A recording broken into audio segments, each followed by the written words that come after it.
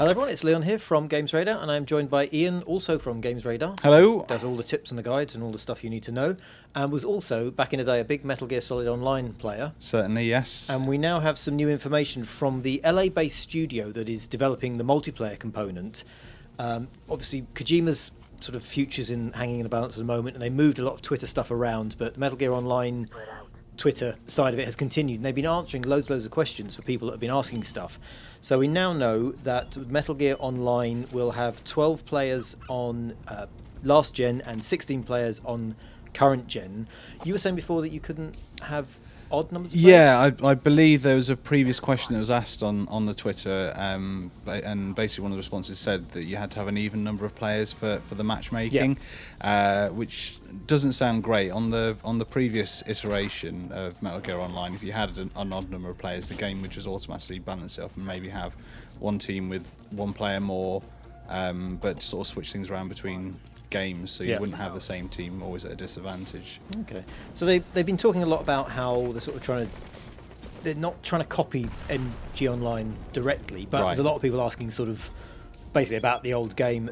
So some of the other stuff they said we're committed to releasing the single player releasing with the single player campaign. That's so good, yeah. They're not splitting it up this time. Excellent. It won't feature any of the kind of the open world stuff from the single player campaign. They talked about memory and resources being an issue, and the single player worlds being unbalanced for multiplayer, so it will just be the smaller kind of maps. Yeah, I mean, it definitely makes sense to keep it more focused for those games. It looks like they're going for more direct kind of confrontational stuff. Camo is interesting. They say that camo is helpful, like real camo. Use it to hide from enemy sight. Now they haven't directly spoken about the what was the magic camo before? The octo camo. Octo camo, yes. Yeah, so they said it will use. You can use it like real camo, hide from enemy sight, but they haven't directly said whether or not the sort of the magic sight will come back. Yeah. They've also talked about there's a skill system they can't detail yet. How did it work in the old game? It was so basically in the old game you had a set of skills you could put into your character, things like CQC and different gun skills. I think you had like a set number of points, and as you kept using those skills you could level them up, and then but obviously if you had a higher skill level on one thing, that meant you couldn't equip lots of other skills at the same time. Gotcha, right. So we don't know yet whether they're sort of copying that system. Yeah. They've got a lot of stuff in place basically they're not talking about. So we know that customization is in, we know that the team sneaking mode is in, which is a popular mode. That was definitely a favourite on the previous game, with one of the teams all in the camo suits. Yeah, it was good fun. I do remember actually playing that one. They've also interestingly said there will be no Xbox achievements or PlayStation trophies in the online mode at all, which I guess a lot of people like, because a lot of people hate trying to complete the trophies. There's nothing worse than an online grind if it's something you're not interested in. And obviously when they did patch the PS3 Metal Gear for trophies, they didn't touch the online at all. It was all for the single player, so I guess it kind of makes sense to keep that going as well.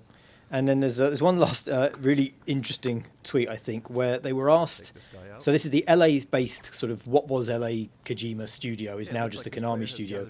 They were asked if they were still working with Kojima, and their answer was, yes, we continue to work with the staff in Japan. Interesting. Yeah, which I thought was very telling. Like, let's not mention him by name. We're still working with... We won't explicitly say anything, but yeah. If you've got any questions, leave a comment, and stay tuned to Games Radar News for any more developments. That was a pretty sweet video, right? If you want to see more, go to Games Radar's YouTube page over here. Or if you want to read, maybe up your game a little bit, go to GamesRadar.com.